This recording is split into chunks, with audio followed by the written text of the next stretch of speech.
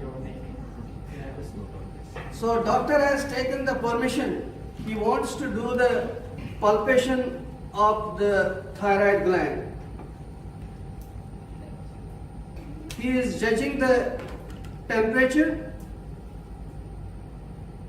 and he feels that temperature is not raised over the swelling. Then he goes behind the patient and he starts palpating the thyroid gland, and he is palpating one by one. He can't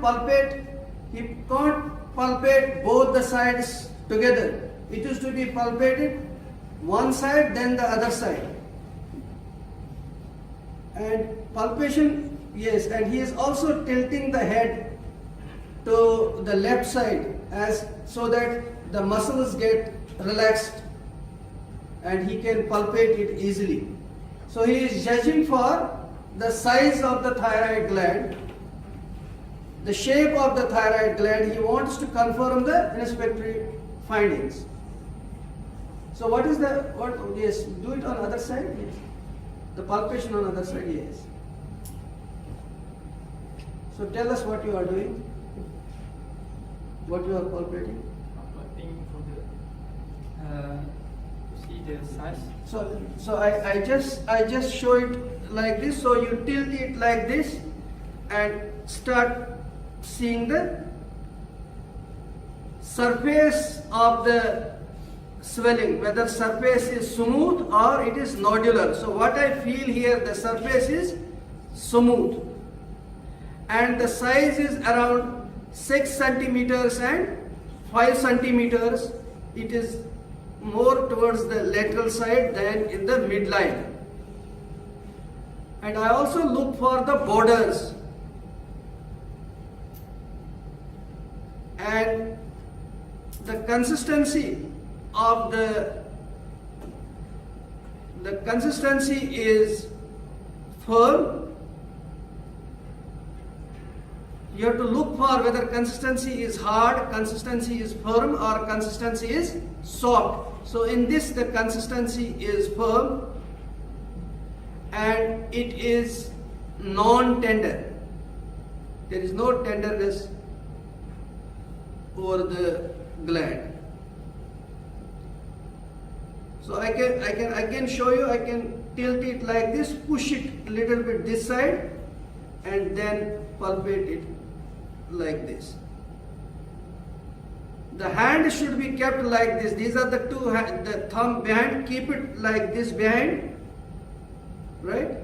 Okay, and then see it. Just below the thyroid cartilage, you have to palpate it towards the lateral side, this side as well as this side. Okay. Okay, then what? So he goes above the suprasternal notch and he palpates it, he is palpating it, right? Or you can go behind again, I can go behind like this, go behind like this and palpate for the lower border, right? So I can feel the lower border. If I put the fingers like this, ask the patient to swallow, will you please swallow? Yes. So I can see that the lower border is felt. There is no retrosternal extension. What else you would like to do? Okay. So he wants to do another test, what is called as Kocher's test. He will compress the thyroid gland. So he is compressing the thyroid gland. So if there is a stridor, so if you do like this, I have to be in the front like this. Now you can see you compress like this. So you can see that there is some stridor. It means that Kocher's test is positive. Yes, what else you do? So checking for the palpating for the lymph nodes. Again the examiner goes behind the patient. So he is palpating the submental lymph nodes. submandibular lymph nodes, upper deep cervical, lower deep cervical, posterior lymph nodes, occipital, then preauricular and postauricular, then supraclavicular lymph nodes. So there are no lymph nodes are not enlarged in this patient. Yes. What else would you like to do on palpation? Carotid pulsation. So he looks for carotid pulsation. Again, it is to be done not simultaneously on both the sides. Please note it. It is to be done one by one. So one side is first palpated, right? Then the other side. Okay. Will you please keep it there, the pause, the fixity again. Yes, now the another he will look for any fixity of the gland. So come forward and look any fixation of the gland. Whether it is fixed or it is mobile. Yes, can show again. So he is checking if there is any, if the gland is fixed or it is mobile. Usually the fixity occurs in case of malignancies, and the consistency in malignancy is hard. Okay. What else he will do on palpation? Okay, so that finishes the palpation of the thyroid gland.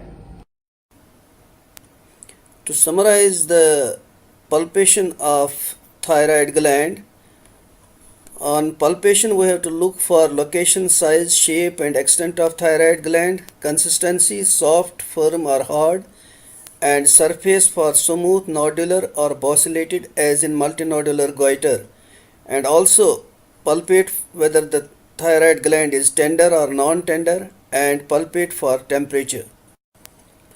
We have also palpated the thyroid gland for borders in relation to sternomastoid and suprasternal notch. We palpated for trachea, whether it is central or not central, by palpating tracheal rings above the suprasternal notch, or we check it from above the thyroid cartilage downwards all along the line. Let me show you some special methods of palpation like Lahey's method, Kreil's method and Coker's method of palpation of thyroid gland. Let me also show you palpation about the fixity and mobility of the thyroid gland.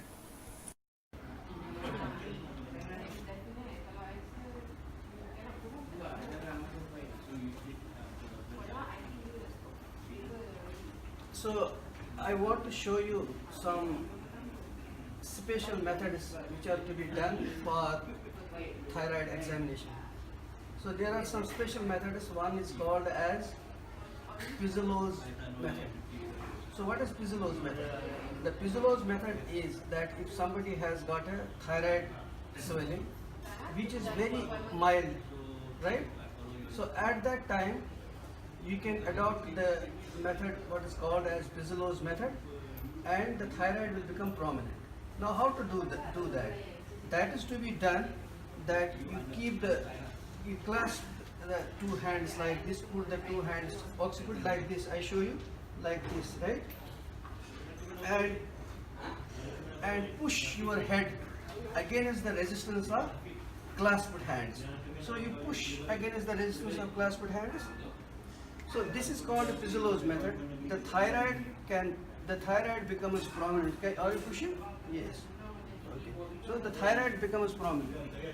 In case when there is a mild enlargement of thyroid, right? Okay. Then there is another method what is called as Lahey's method. Lahey's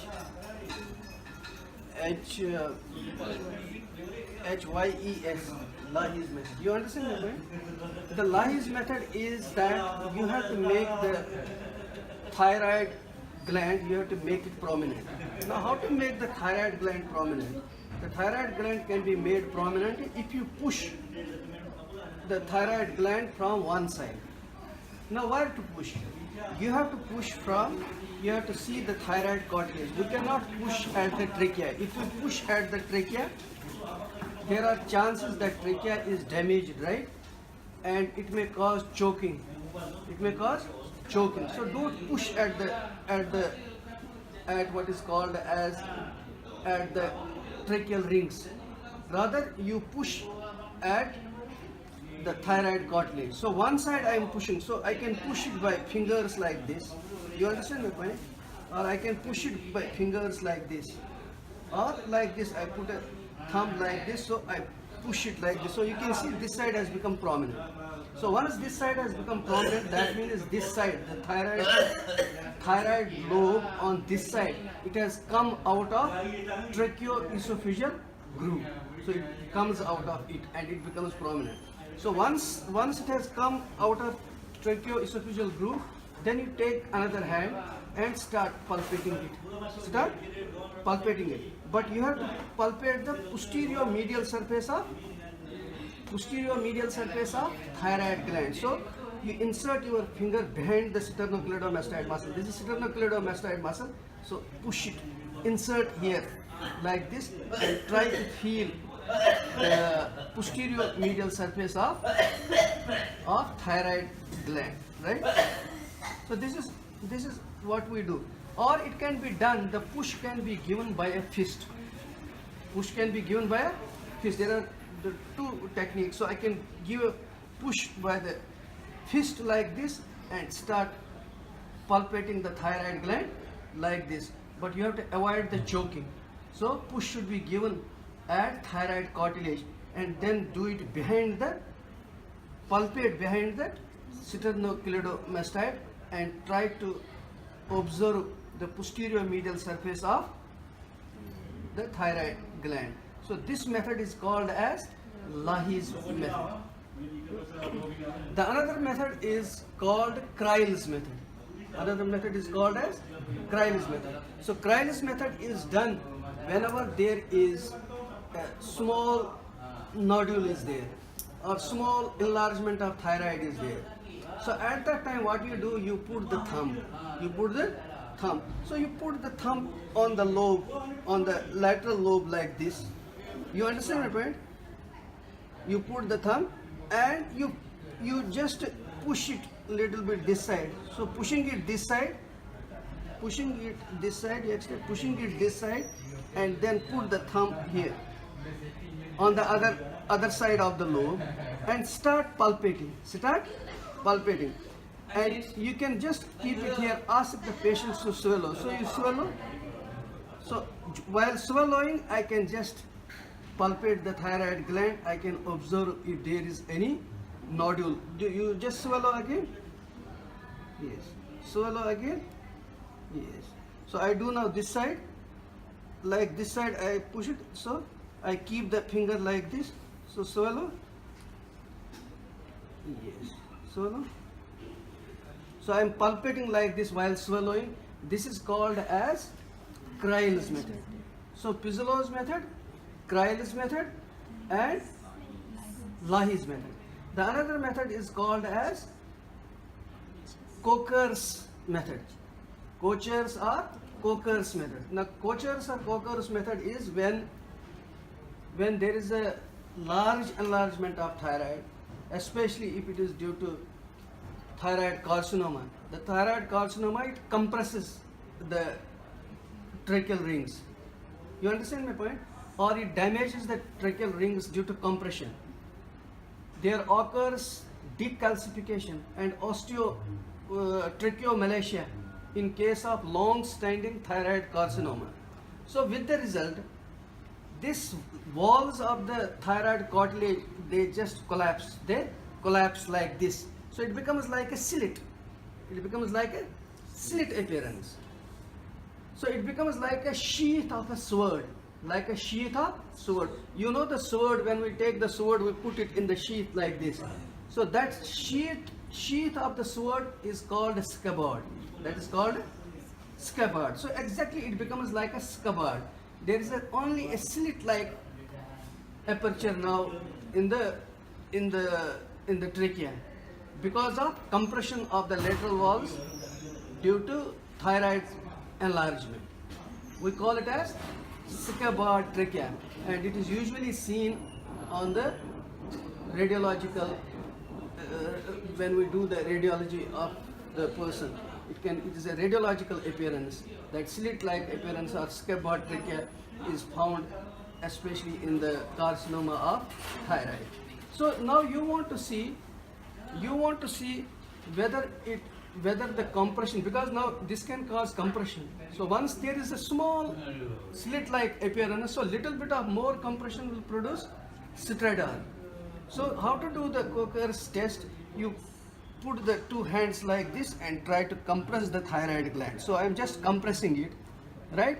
And if there is a stridor in the patient, then we say Coker's test is positive.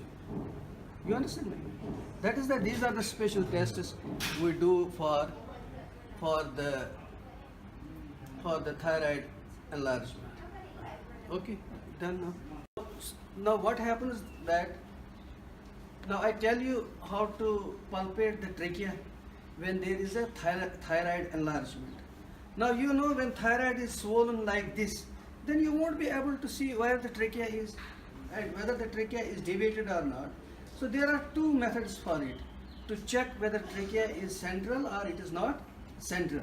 One is that you take the finger above the suprasternal notch like this, above the suprasternal notch, and you feel for the tracheal rings. You feel for the tracheal rings, suprasternal notch. If you feel for the tracheal rings here, it means that trachea is central. You understand my point? But sometimes what happens is that this area will be occupied like this by the thyroid gland, enlarged thyroid gland. Then you won't be able to insert the finger in the suprasternal notch. So at that time, you just palpate from above. At least you can see the Adam's apple, or you can see this thyroid cartilage. So just go palpate from the thyroid cartilage downwards like this. So where I am feeling the tracheal rings. You understand my point? So you see, first if you judge the thyroid cartilage, I see that thyroid cartilage is in line with the suprasternal notch. It is in line with the nose and suprasternal notch. So it appears that it is in the midline, even if there is a thyroid gland. But Adam's apple we are seeing, so it is at the Adam's apple. You have to see whether alignment of Adam's apple is in line with suprasternal notch and the nose. Or you move down, if some area is bare here, if some area is still free here, then you move down from the thyroid cartilage, start palpating like this, and if you can find the tracheal rings, any of these tracheal rings, and you can judge whether it is in line with suprasternal notch or not. If it is in line with suprasternal notch, right, then it means that trachea is central. So this is how we check for tracheal deviation in case of enlarged thyroid gland. Okay, there's another method called as Nebziger's method. The another method of seeing the exophthalmos or proptosis is Nebziger's method. Sometimes you are not able to see, to make out whether there is a bulging of eyes or not. So we adopt a method what is called as Nebziger's method. So Nebziger's method is that you remain behind the patient, keep the head slightly extended like this, then you look from above. So I look from above like this. You understand my point? I look from above like this over the supraorbital ridges. These are supraorbital ridges. So if there is an exophthalmos, then eyeball will come. It will come in front of supraorbital ridge. It will bulge like this.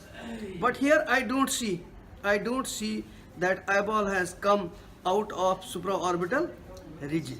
But if there is an exophthalmos, then along this line, the eyeball will bulge like this along the supraorbital ridge. So if you look like this, you have got doubt or anything, which is called as Nebziger's method, right? Done for assessing the proptosis or exophthalmos. Okay, done. Sit in front of the patient with neck slightly extended and palpate for posterior medial surface of the thyroid gland. This is called Leahy's method.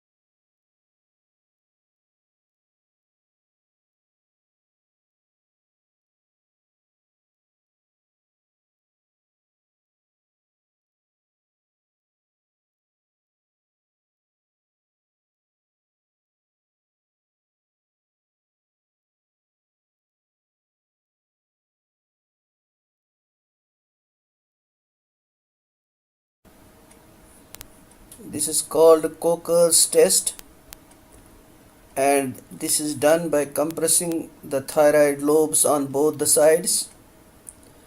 On compression, it produces stridor.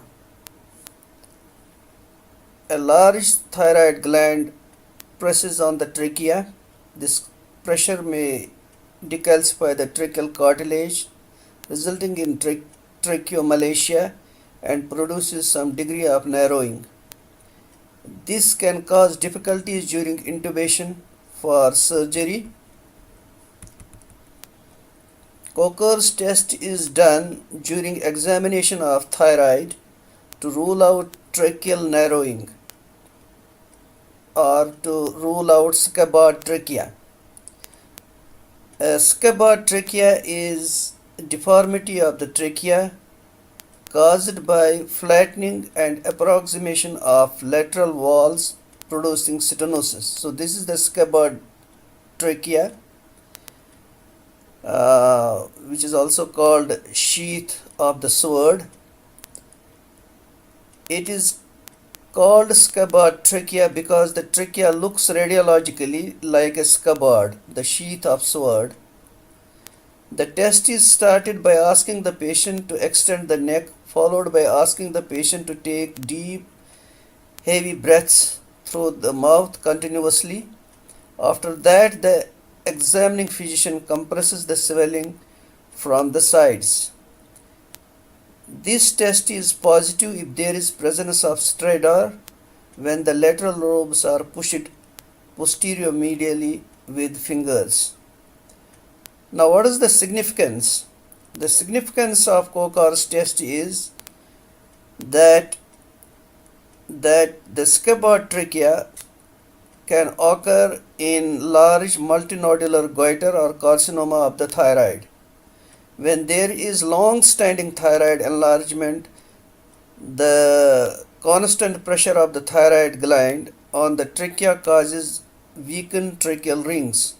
When the trachea is being compressed during this test, the weakened trachea narrows, and this presents as stridor during the compression of thyroid, and we call it as positive Coker's test.